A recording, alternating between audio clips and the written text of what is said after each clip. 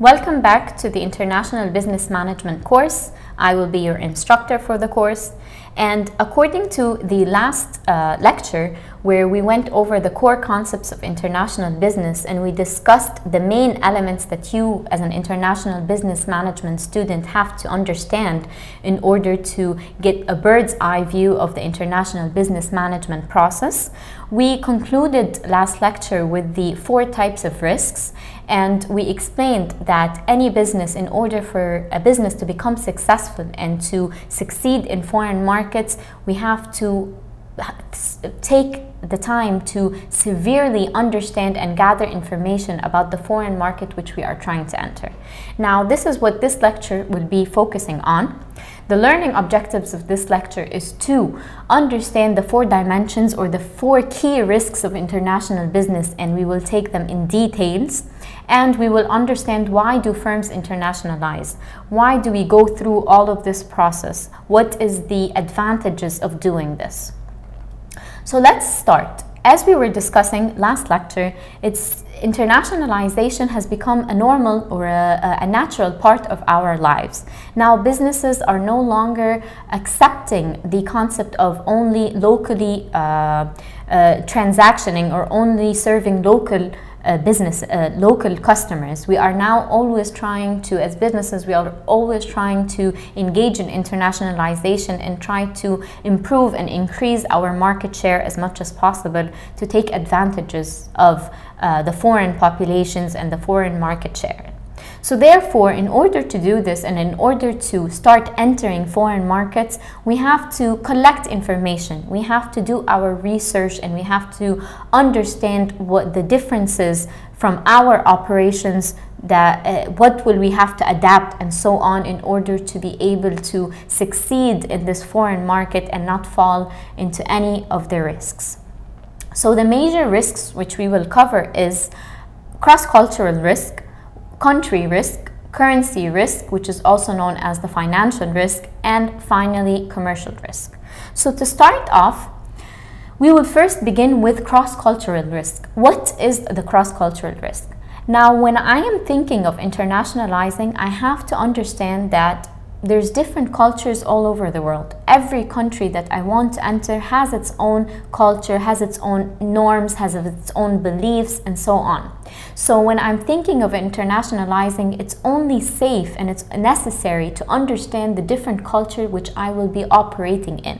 Whether it is from a customer perspective or it's from a managerial perspective in terms of employment and strategic perspectives, I have to understand the differences in cultures.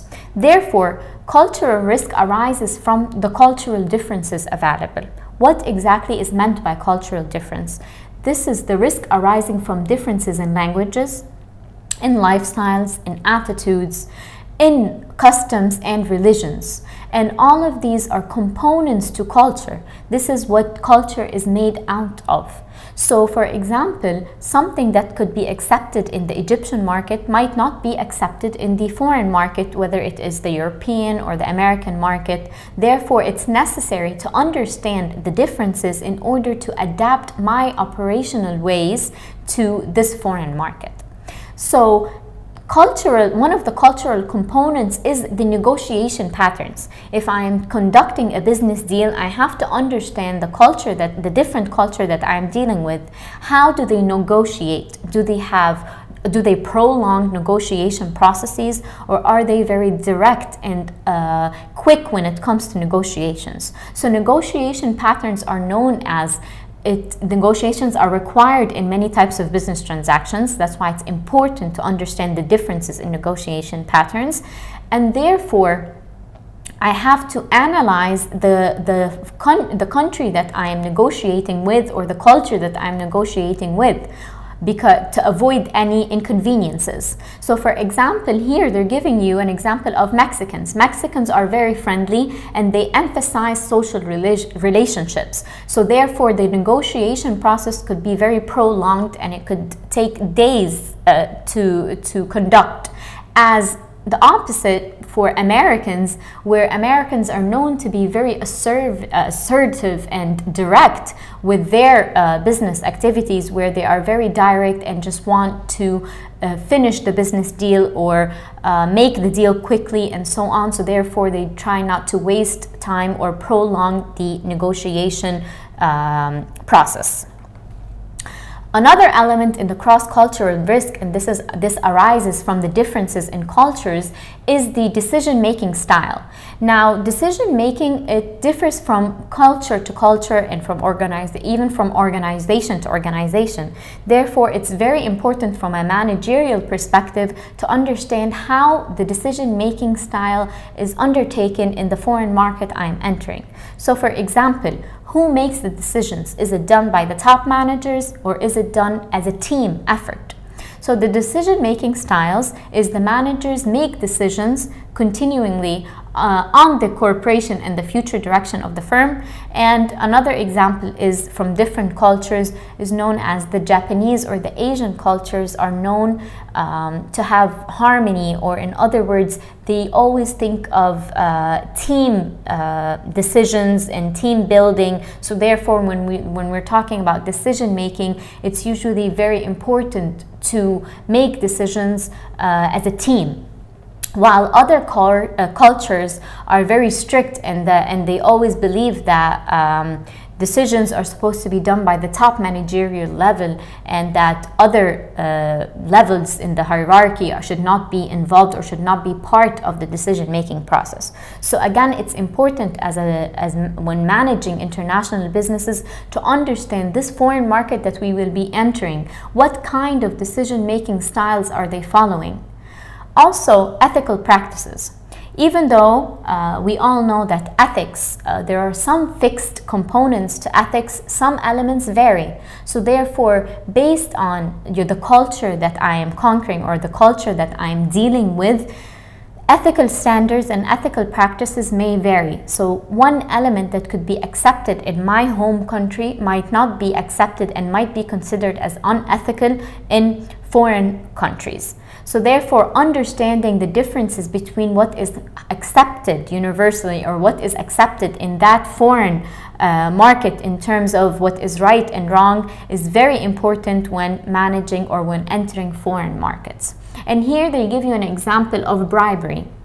While bribery is relatively accepted in some countries in Africa, and I think we can relate as an Egyptian country that unfortunately some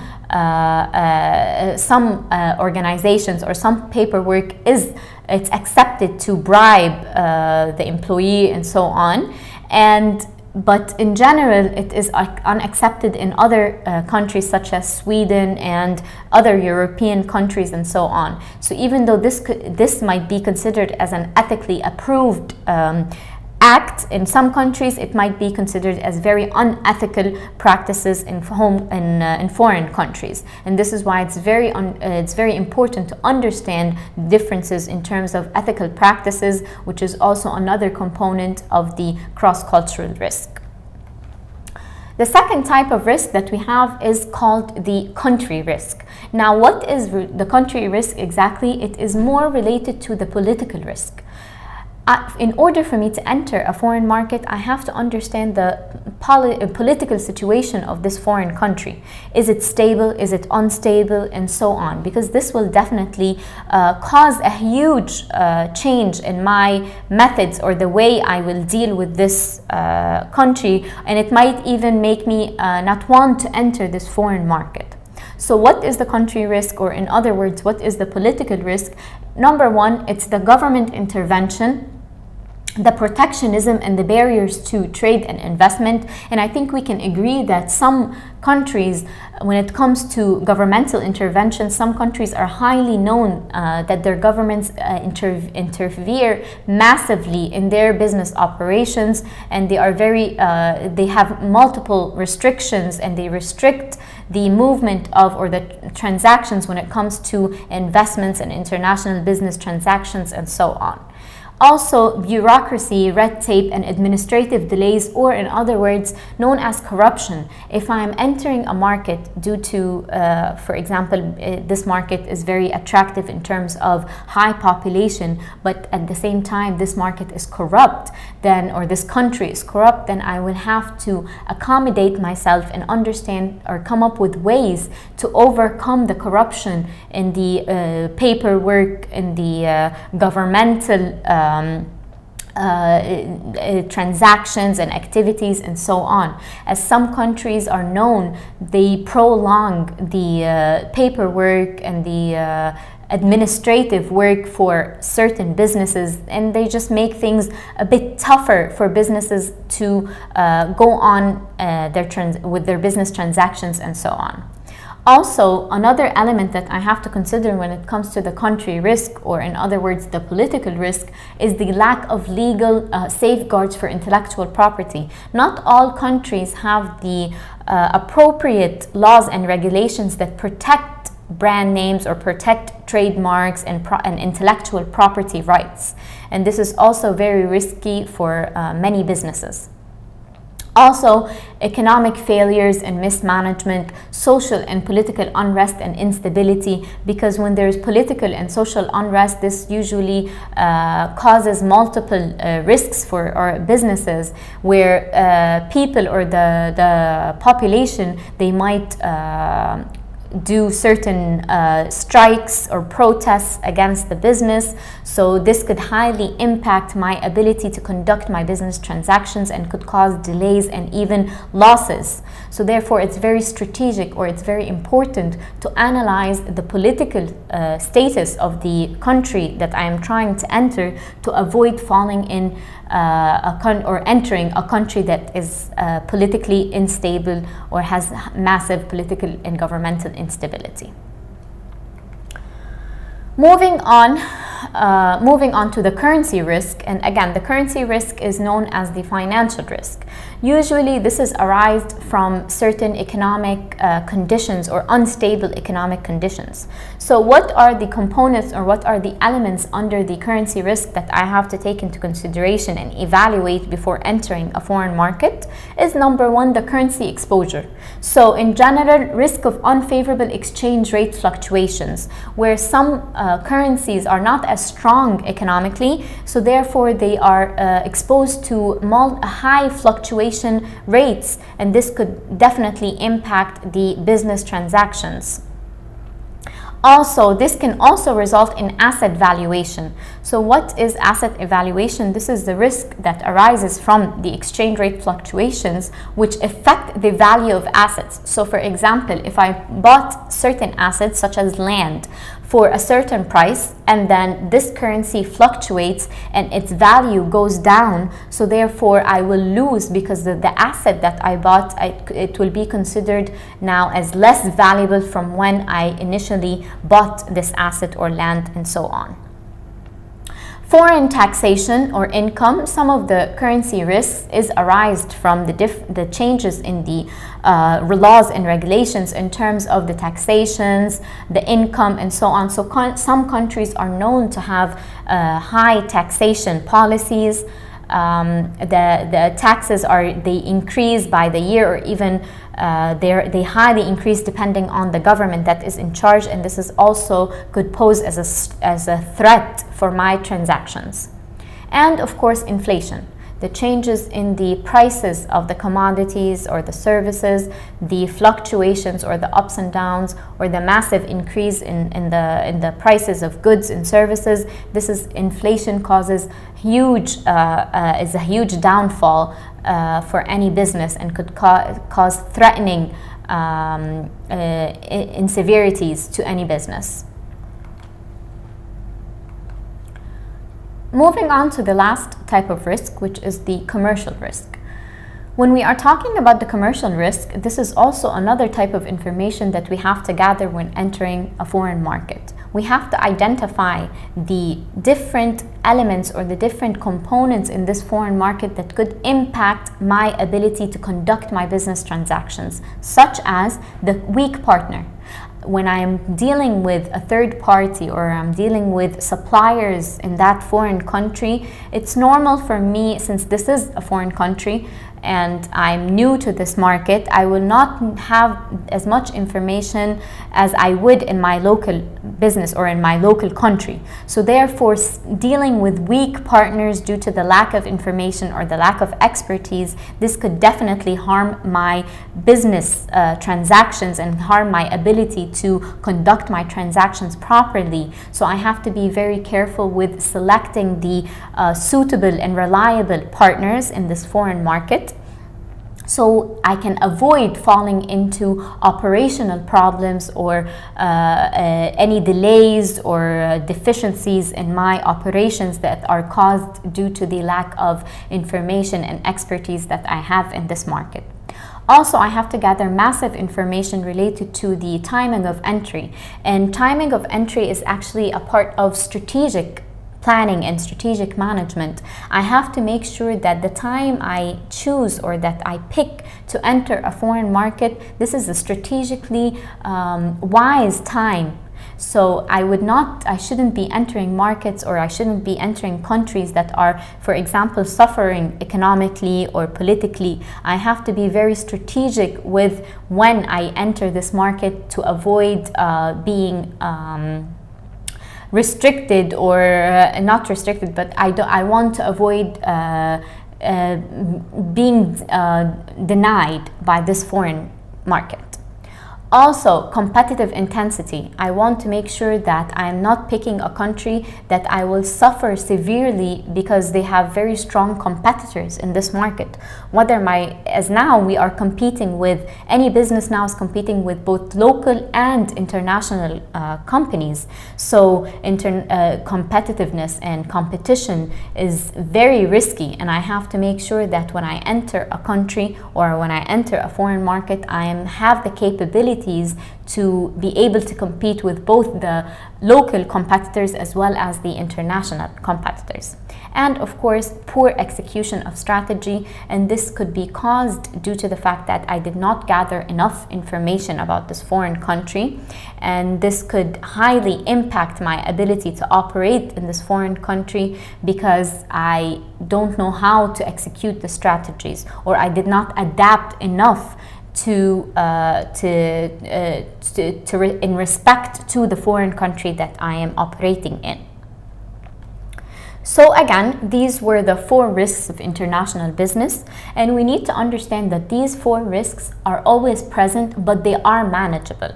And this is the concept of managing international business, is to gather information and in order to understand how to deal with these certain risks that might arise. It's normal for you to find risks when entering any foreign market, but a successful entrepreneur or a successful business leader or a business owner knows how to overcome and manage these risks.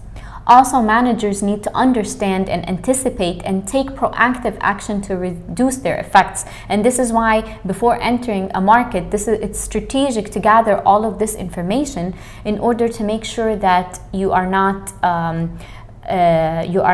engaging, or you are not being impacted by these risks. If you have enough information, then you will anticipate and you will have plans and ways and methods to overcome these risks. Also, even though some risks are extremely challenging, such as the economic or political risks, because they are so uncontrollable, but there is always ways and there's always methods and strategic plans to overcome these types of risks. So, now that we understand that internationalization might come with certain risks, why I as an international business, or why would I as a business want to engage in such risky business? And I think there is actually multiple benefits to this, and this is why most local businesses are always encouraged and always working hard to become international, and this is due to the benefits that internationalization offers. So why do firms internationalize? Of course, it's a way to grow. They seek growth opportunities, and they want to diversify in the market. They want to increase their market share. They want to increase, or they want to open up certain different opportunities for their business. So for example, entering new industries, serving new customers, and so on. These are all will have massive benefit for any organization. So therefore, obviously, the obvious benefit is that there will be revenue, or in other words, there will be higher profit margins. The more customers I am reaching and the more customers I am serving, my profit will definitely increase. Also, it's, as we said earlier, that when we were discussing the flows of international business, we said that one of the major flows in international business is the flow of knowledge. So the more international I become, as I stated before, the more leverage I have. I will have entered new markets. I will gather so much information about each marketing that I will be operating in, and this will definitely increase my expertise and my experience and improve my position as a company. So therefore, you will see here it says you will gain new ideas about products, services, and business methods. Also, you will serve key customers that have relocated abroad. As we know, many people are traveling all over the world. Some people are migrating to different countries. So therefore, I could be serving customers that have reallocated and still are demanding my products or services. So I am getting closer to my customers. Also, you gain access to lower cost or better value factors of production. As we were stating earlier, I can outsource, I can internationalize to take advantages of cheaper raw materials or cheaper factors of production such as labor, take advantages of less restrictions in terms of laws and policies in foreign markets. And this is why multiple global brands, their factories are actually reallocated in different countries.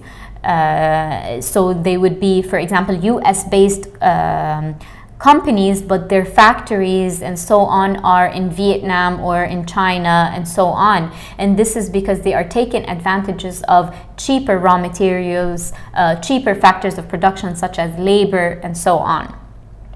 And this would not have been done, or it would not have been allowed if it wasn't for the removal of barriers to internationalization and so on. Also, you develop economies of scale, because through sourcing and production and marketing, economies of scale in terms of you are producing more. So therefore, you are taking advantages of the concept of economies of scale, and you have more you have a better chance at improving or reducing the costs per unit or the costs of production, and hopefully you might be able to gain even a competitive advantage because of internationalization and the massive production that you are encountering and so on. Also, you confront your competitors, you become more effective. Now, as usually when we are talking from a business context, we would always assume that competition has negative consequences, and this is actually not true, because competition has driven businesses to become more competitive and to improve their operations, whether they are improving the service, the quality of products or the quality of services. But again, competitors and competition in general has made it's almost like a driver for businesses to do better. In order for me to survive with the massive competition base that I am dealing with, as I stated earlier, we have local competition and we have international competitors. So therefore, I have to step up my game. I have to do better. I have to survive in this market. So I'm continuously trying to self-improve and to enhance my capabilities to be able to survive in this market. Also, of course, investment leads to enhancement in economic situations, and there's always an economic benefit to to internationalizing or engaging in international business, I am overall enhancing the economic welfare of the population as well as the economies. And this was the last point here. It says the international business definitely contributes to national economic well-being. As I stated, it could be taken from different perspectives, where I'm enhancing economies and I'm investing in foreign markets and supporting economic growth.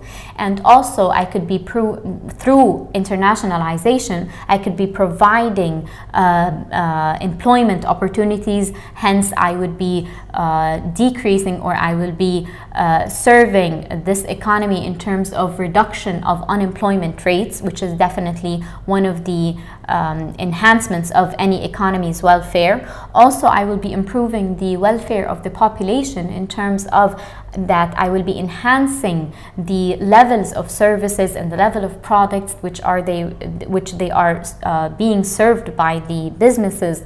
So again, now who is in control of the market? I think it's safe to say that customers are now in control of the markets. It's no longer businesses anymore. As customers, we are very needy and we are very demanding.